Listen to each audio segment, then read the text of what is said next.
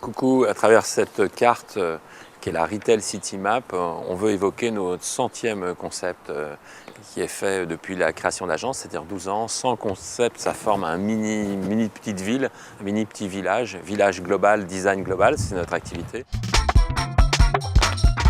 Alors le plus marquant, c'est Foncier Home. Foncier Home, c'est la plus belle adresse de l'immobilier dans Paris. L'angle rue Cambon, rue Capucine, 4500 m², tout sur l'immobilier. Allez-y, courez-y. Marc Avenue, mon premier projet, un vrai projet d'archi et de branding dans le milieu de la mode, donc quelque chose de sympa. B&B Hotel, Bed and Breakfast, c'est l'IKEA de l'hôtellerie.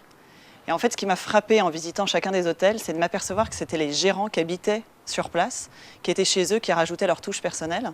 Et en fait, c'est comme ça qu'on a fait l'esprit maison d'hôte à prix d'amis. La fête maison, c'était quand même un énorme projet, 2 ans de projet, 10 000 m², en plein cœur de Paris. Donc c'était le plus grand magasin de la maison dans Paris. Le plus marquant, je pense que c'est les puces de Saint-Ouen, parce que c'est à la fois le plus modeste et surtout le plus sensible. Il s'agit de Paul Bert, de Serpette, les marchés où je vais chercher mes puces du design. Mon expérience la plus marquante, c'était une chaîne de grands magasins pour Ripley au Chili, qui nous ont poussés pour sortir ces 8000 m² en 6 mois, à nous imprégner complètement de la culture locale et à décadrer jusqu'à manger des feuilles de coca pendant 6 mois.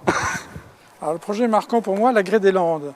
Direction Bretagne, vous prenez un panier pour les champignons, vous chaussez vos bottes. L'hôtel Yves Rocher, un hôtel 100% HQE, où vous découvrirez un vrai art de vivre, un lifestyle, et 32 chambres notamment blotties dans la forêt de Brocéliande, absolument magique. Yasserno, c'est quoi? C'est le département branché d'un grand magasin de la mode en Suisse. C'est un magasin qui a été fait avec un esprit de détournement, d'appropriation, conçu un peu comme une chambre d'ado qui s'approprie des choses de récup, etc., à droite à gauche, du graphisme, de la musique, un lieu de mixage total. Il faut arriver à créer un lieu de destination et pas un magasin. Sony, pour moi, ce qui m'a marqué, c'est la découverte de la marque à Tokyo, chez Sony. Et puis ensuite, c'est revenu à Paris, avenue Georges V. Comment on fait dialoguer cette marque nippone avec la culture latine, avec presque le baron Haussmann. Et puis un souvenir dans un pavillon à Tokyo d'un bœuf de Kobe, formidable. Attends, c'est quoi le titre, le projet le plus... Ah, certainement le Centre Leclerc de Saintes. Pourquoi? Parce que c'était un des premiers projets qu'on a pu faire avec Mignot et Sagaz. C'était un projet sur lequel l'adhérent nous a fait confiance et on a pu réaliser tout simplement un magasin qui ressemble aux gens de Saintes, aux gens de Charente, qui ont beaucoup de personnalité. Et c'est ce qu'on a voulu faire dans le magasin. Alors les usines à gaz, c'est un peu une spécialité de l'agence, si j'ose dire. Spontanément, je pense forcément à Unibail. C'est des gros projets très importants, très lourds, complexes, qui s'étalent sur plusieurs années. Je citerai par exemple Doc 76 à Rouen, qui est un très beau projet, et une petite usine à gaz, ça a été. La plus belle galère de l'agence s'appelle Peugeot. Peugeot, c'est notre client fétiche. Premier client de l'agence, toujours là 12 ans après.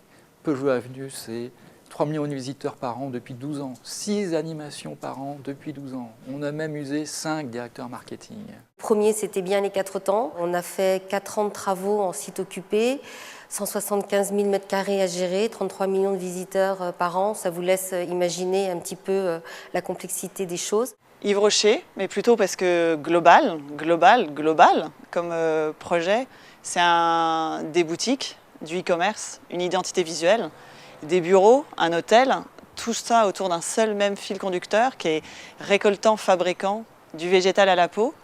Et en fait, c'était une pépite, une richesse cachée dont j'avais absolument pas conscience avant de démarrer le projet. Le PIM, c'est les nouvelles galeries, en fait, pour tous les Italiens. Ils connaissent ça depuis leur enfance. On en a fait un très beau projet, c'était la Renaissance pour la transformer en belle jeune fille. Aéroport Charles de Gaulle, le nouveau satellite S4. Donc là, c'est une grande zone commerciale à aménager, très ambitieuse, avec toute la complexité d'un aéroport, son langage aéroportuaire, ses pifs, ses pafs, ses poufs, et puis ces normes de sécurité qui sont terriblement contraignantes pour des créatifs indisciplinés comme nous. L'aquatonique en Île-de-France, liée au terme marin de Saint-Malo. 2000 m² de bain à la romane, dans une villa néoclassique absolument magnifique. Mais par contre, une usine à gaz, parce qu'effectivement, il fallait mettre en scène toutes les mosaïques, à savoir les mosaïques anti-glissantes, anti-dérapantes, sur des espaces mouillés, des espaces secs, de quoi on perd son latin.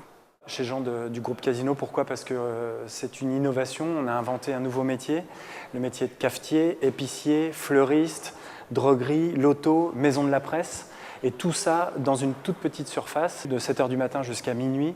Donc un vrai défi pour faire comprendre tous ces métiers par un public qui ne connaissait pas ce type de magasin convenience store à la française. Nespresso, oui, usine à gaz. Bon, pas la marque, bien sûr, formidable, mais 1200 corners dans le monde, avec un positionnement de luxe accessible, au milieu parfois de nulle part, pas facile.